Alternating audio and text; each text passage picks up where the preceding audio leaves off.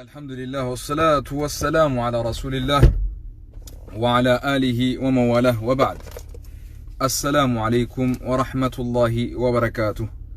هردفتوتا داوتوتا خين خم فقو في إيهو جرتن خم بدا في أكسمتي قموجي جرتن تقا في قدان بكا جرتن اتقا سلامني ربي سنهارك أبو جاتا أرانتن ربي فدي أكو متدوري جرتن اتقا مفتين biilsiigina خنگرتي أبيدان شوممي خن حواس إسلاماتين أصونتاني خن علماء إثيوبياتين شوممي أصونتاني أكما لنقد قرتني تيغا والقهي biilsiigina يامتي إنيو أدي أدانيش جانيني أدي أدانيش والقهي إيفما جاني خياما نرتي مفتين سلا أمتا إسلاما خنگرتي فدرالا بكبو جاني غرتي akka hawaasa islaamatti hayyu dureen islaamni Itoophiyaa qabu ja'anii bakka buusan hagartee islaama Itoophiyaa bakka hin buune nuti akkasitti beena.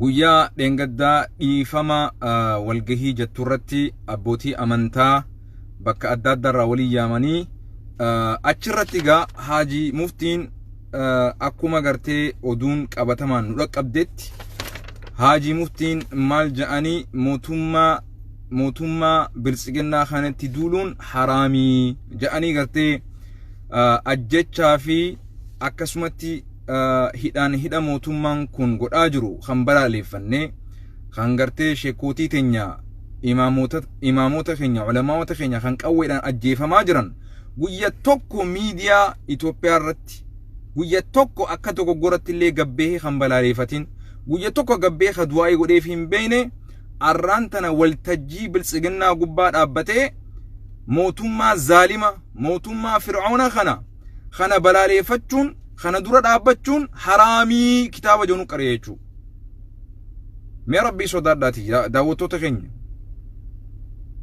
Jaarsi kun nama guddaa nama abbaa kiyya taraa 10 illee dhaluu danda'u. Laakiin immoo arrantana duutii ulamaa teenya itti mul'achuu diddee duuti daa'imman teenya nuti itti mul'achuu diddee yeroo waltajjii biilsiigina gubbaa dhaabbatee waliigalaa miti muftiin akka federaala Itoophiyaatti islaama bakka bu'u ja'amu mootummaa kanatti duuluun mootummaa kana faaleysuun mootummaa kana diduun haraamii akkamitti yaa rabbii sodaadhaati. Kana gaa nuti hin qeeballu hawaasni muslimaa beekuu qabdan akkasuma kana qofaa miti. Viyoorratti waan 7 dura balaaleffannaa gartee ulamaan islaamaa keessattuu ulamaan muftiin dura ta'an naannoo Oromiyaadhaa kan Oromiyaa bakka bu'u qorannaa isaan godhanin imaamota gartee imaamaa fi jaartii ajjeesan akkasumatti ilmoo waggaa 3 geenye moobaatii 3 geenye ta duuteellee ka isaan qoratanii ragaanii gabaasan federaalli muftiin Itoophiyaa jechuu viyoorratti qorannaan gahaan osoo hin godhamne dubbii sangartee murtii dabarsan ja'anii jara silaa imaamota ajjeefame jaartii isaallee ta ajjeefamte gabbahanii dubbii sangartee hawaasaaf qorannaa irra gahan ibsanillee balaaleffatan jechuu. Ummata keenya guri gurraa fudhadhaa barana mootummaa qofaa miti kan jiru beekaa. Sheekootiinis kaadireen Itoophiyaa nu jirti beekaa. Kanaaf uummanni muslimaa ija banadhaa. Namni hundi muslima ta'eef sirrii jira jechuu hin dandeenyu kana beekaa. Sheekootiin hedduun bitamtee jirti. Ameerikaadhaas alaas achis jechuu. Kanaafu duraan dursee nuti amma wanni qaaqoo qabnu dhaggeeffadhaa. Muftiin maaliifuu waltajjii dhiifama irratti achitti argame? Mootummaan eenyu dhiifama gaafachuutti jira. Waltajjiin sun waltajjii dhiifama eegatee imaamotan du'e suni isarraa du'ee miti. Sheekkan du'e sun isarraa du'ee miti. Sheekkan ajjeefame sun amaara ta'uu qaba. Meegaa waliin ija dhugaa gartuun halaallu. Dhugaa laala. Sheekkan ajjeefame sun Oromoo ta'uudhaaf maqaan isaanii dhoomuu dide. Sheekkan du'e suni islaamaa miti. Inni islaama bakka bu'aa miti. achirra dhaabbatee dhiifama isaatu gaafatamu moo mootummaa kana dhiifama hawaasa islaamaallee akka gaafatu goosisuu qaba? Maaliif ajjeestan? Maaliif sheekkootiin ajjeefamti jee gaafatuu qaba? Dhaggeeffadha. Kanaafuu duraan dursee muftiidhaan mootummatti duuluun haraamaa miti. laa xaacata limakhluuqin fi macsiyati illaah. ilma namaa tokko haqarra hin jirre tokko waliin nama sangartee amrii isaa fudhattee waliin deemuu hin qabdu. nama sirrii hin jirre, nama haqarra hin jirre deeggaruun dhoowwaadha shari'a islaamatti.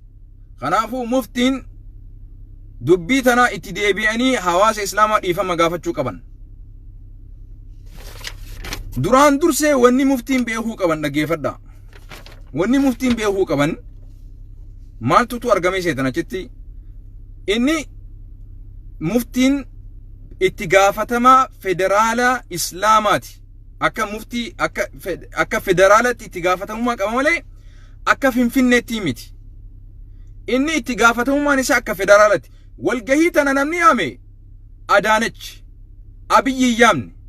osoo walgahii tana Abiyyi yaame akka federaalatti achitti hirmaatuu danda'a duraan dursee. walgahiin tuni akka kaantibaa finfinneetti namni yaame Adaanach. Kanaafuu namni sila achitti argamuu qabu nama islaama pirezidaantii finfinnee bakka bu'u. nama islaamaa kan finfinnee bakka bu'u Sheek Sultaan Amaanee pirezidaantii finfinnee kan gartee muslimoota finfinnee ka bakka bu'u isa. namni waltajjii sanatti argamuu qabu isa hin afeerre.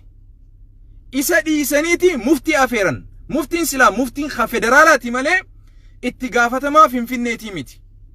namni afeeramuu qabu Sheek Sultaan Amaaneeti. pirezidaantiin ummata islaamaa finfinnee qubatu hayya duran isaanii dura bu'aan isaanii isa. namni waltajjii sanirratti sila argamuu qabu akka islaamatti isan afeerre. sheekkootii dhugaa dubbattu, sheekkootii garaaf hin bulle, sheekkootii mootummaa kana gartee dhugaa itti himtu hin afeeran. muftiin guyya tokko Oromiyaa keessa deemee sheekkootii ajjeefamteef rakkoo isaan irratti geef hawaasa islaama ajjeefamaa jiruuf hatta baga isinirraa illee ajjeefamellee hin jenneen. baga isinirraa illee ajjeefame jechuudha. barwaan tokko jira bara. namni kun akka pirezidaantii islaamaatti muftiin yoo jaame bar akka federaalatti islaama hunda kanaannoo hunda bakka bu'a. guyya tokko Baalee gadi hin buune, guyya tokko Harargee gadi hin buune, guyya tokko Bahardar gadi hin buune, guyya tokko Walloo hin dheyne, guyya tokko Tigraa hin dheyne, guyya tokko naannawa islaamaa dhaqee rakkoo islaamaa tana balaaleeffatee isin beeku. ulamaa'oota kanaas jabaadha duuti teessan du'a teenya takkaa je'een hin beeku. rabbii biratti illee itti gaafatamummaa qaba. akka hawaasa Itoophiyaatti illee itti gaafatamummaa qaba. itti gaafatamummaan isaa inni abokaatoo Abiyyiiti jechuudha. abokaatoo biilsiiginaati. waltajjiin inni irratti argamu waltajjii mootummaa qofaati. dhaggeeffadha. duuba ummanni hawaasni muslimni Itoophiyaa xiqqaa fi guddaan beeka. muftii Haaji Umar bakka bu'aa ummata islaamaati miti, bakka bu'aa biilsiiginaati. keessattuu ummata Oromoo fi Oromiyaa, islaama Oromoo fi Oromiyaa akka bakka hin buune hojiidhaan mirkaneessee jira jechuudha. kana hubadha. kanaafuu rakkoon ummata Oromoo irratti deemaa jirtu it is double oppressing jettiin faranjiin. gabrummaa lamaatu nurra deemaa jira. gabrummaa amantiitii fi gabrummaa oromummaa. kana bal'inaan hubattanii sossohuu qabdan ummanni muslimaadha. kanaafuu Haaji Umar muftiin fatwaan inni kennu fatwaa mootummaa qofa. walgahiin inni irratti argamu walgahii mootummaa qofa. mee Oromiyaa keessatti Arsii fi Harargeetti ulamaa gurguddootu ajjeefame, imaamaatu ajjeefame. akkamitti guyyaa tokko maaliif ajjeefaman je'ee mootummaa gaafii kanatti kaasuudhaafi. ummata waan kana qorateellee qulqulleesseellee qorannaan sirrii osoo hin godhamne ummatatti ibsa baastan jaanii vi'oo irratti illee balaaleffatan jechuu koruma silaa waliin dalagan. Kanaafuu Haaji Umar Muftiin Islaama bakka bu'uu qaba bilsiginnaa waliin galuu qaba. Kana akkasiin naa beekaa. Kana gaa daawwattoota keenya information isinii qabnu I think jarri muftii jaamu kun jibbaa saba keenyaatti akka qaban beekuu qabdan asumaanii. Maaliif bakka islaamni walgahii dhaqaa hin jiru waliigalaa miti. Isnoodesii fi maabar quddusaan jara ja'anii ni beetanii jara sanii waliin walgahii godha. Jara bilsiginnaa qofaan walgahii godhaa jira. Kanaafuu hubannaa guddaa gootanii sheekootii teenya ifirraa akka eedaniin isin jaan. Khaan immoo gaa dabalataan wanni isin dabala barbaadu information tokko hunnamallee kofalchiisa xiqqoo. Warri beeta juwaar irratti ragaa bahu dhiyootana tokko abbaan murtii abbaan alangaadhaa maggaarajaa duubaan fidanii tokko ragaa bahii jaaniin juwaar irratti. Kana qawwee meeqaatuutu wanni maali mana juwaarfaan keessatti hidhaman san hareefkii keessaa fuudhame san keessatti qawwee meeqaatu dhukkaafamee jaaniin. Qawwee takkaatu dhukkaafamee jee tokko ragaa baabar maggaarajaa duubaan. Kana dhugaa dubbi dhugaati. Kana jaaniin duba nama meeqaat du'ee jennaan nama 4tu du'ee. Hayduwa qawween takka yoonii fi dhukkaafamte akkamitti namni 4 qawwee takkaan ajjeefamaa jaaniin. Qawween takka tokkos ajjeestee kana keessaan baasee kaanis ajjeeste moo akkamitti namni 4 bakka takkaa du'ee jaaniin. Ani gaa kanan beeku jeen jechuu. So ummata akkanaa kana ragaadha jaanii fidan jechuu rabbii sodaadhaati. Arra sadarkaa kana geenye obboleeyyan keenya. Oromoo jiruu hin qabdu lafaa kee. Yaa sheekkan keenya gandaanis addan qooduu dhiisaa. Waliigalaa rakkoo tanarratti waliigalaa rakkoo qabdan dhuunfaa walirraa qabdan kaayaachi walii haa gallu. Khulaasaan dubbii xiyyaa ijoon dubbii tiyyaa muftiin bakka nuun bu'u takka. Hidhaa ka jiru abiyyi hidhaa guddaa keessa ka jiru abiyyi. Kana beekaa.